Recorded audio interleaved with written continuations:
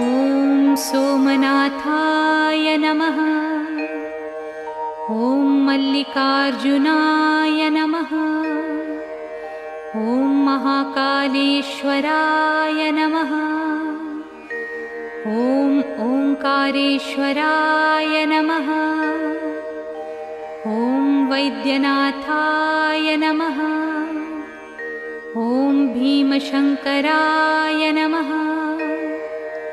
ॐ रामेश्वराय नमः। ॐ नागेश्वराय नमः। ॐ विश्वेश्वराय नमः। ॐ त्र्यंबकेश्वराय नमः। ॐ केदारेश्वराय नमः। ॐ भुस्मेश्वराय नमः।